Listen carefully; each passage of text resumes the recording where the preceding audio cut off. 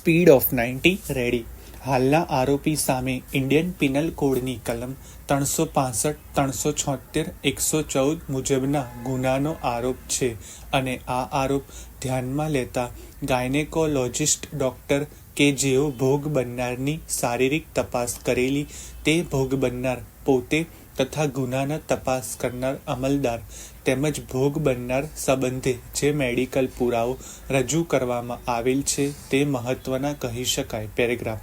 આરોપી સામેનો ગુનો પુરવાર કરવા માટે ફરિયાદ પક્ષે કુલ 14 જેટલા સાહેદો તપાસવામાં આવેલા છે અને જરૂરી દસ્તાવેજી પુરાવા પણ રજૂ કરવામાં આવેલા છે. પેરેગ્રાફ. ફરિયાદ પક્ષે સાહેદ નંબર 1 તરીકે ડૉક્ટર કિશન રમેશચંદ્ર એન્જિનિયરને આંખ 12થી તપાસવામાં આવેલા છે. આ સાહેદના પુરાવા મુજબ તારીખ 11/1/2013ના રોજ હું સુરત નવી સિવિલ હોસ્પિટલ ખાતે ગાયનેક ડૉક્ટર તરીકે મારી ફરજ ઉપર હાજર હતો.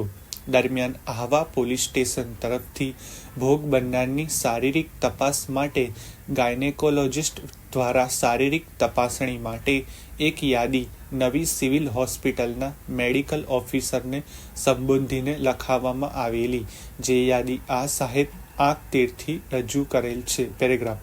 વધુમાં આ સાહેદે જણાવેલ છે કે ભોગ બનનારને મારી સમક્ષ શારીરિક તપાસ માટે આહવા પોલીસ સ્ટેશનમાં વુમન પોલીસ કોન્સ્ટેબલ નયનાબેન જે વસાવા આવેલા અને તેણીની હિસ્ટ્રી એવી આપેલ કે 2 માણસ નામે હર્ષદભાઈ અને શંકરભાઈએ તારીખ 8/1/2013ના રોજ તેણી ઉપર બળાત્કાર કરેલો અને આ સાહેબના જણાવ્યા મુજબ તેઓએ આ ભોગ બનનારની શારીરિક તપાસ કરેલી અને ડૉક્ટરના જણાવ્યા મુજબ આ ભોગ બનનારના જન્મનાગની તપાસ કરતા યોનિપટલ તાજું તૂટેલું હતું અને ડૉક્ટરના અભિપ્રાય મુજબ આ ભોગ બનનારની સાથે બળાત્કારની કોશિશ થઈ હોવું એવું જણાવેલું. ડૉક્ટરના જણાવ્યા મુજબ આ શારીરિક તપાસ તેઓએ તેમની ઉપરી ડૉક્ટર આલોક એસ ગોયલ જાડે કરેલી. આ અંગે તપાસ સર્ટિફિકેટ આંક 14 વાળું આપેલ, જેમાં આ સાહેદે તેઓની તથા તેમના સાથી ડૉક્ટર આલોક એસ ગોયલની સહી ઓળખી બતાવેલ છે.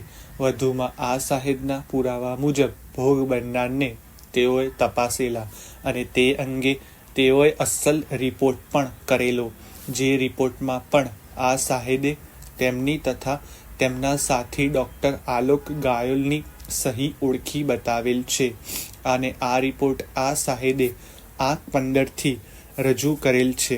વધુમાં ભોગ બનનારનો કેસ પેપર્સ કે જેમાં ભોગ બનનારની પ્રેગ્નન્સી ટેસ્ટ કર્યા અંગે સ્ક્રિપ્ટ પણ મૂકેલી છે, તેમજ ભોગ બનનારની તપાસણી કરવા માટેની પરવાનગી તેમના પિતાએ આપેલ તે અંગે પણ, જેમાં તેમના પિતાએ સહી પણ કરેલી અને તે કેસ પેપર પણ આ સાહેબ આંક 16થી રજૂ કરેલ છે. પેરેગ્રાફ.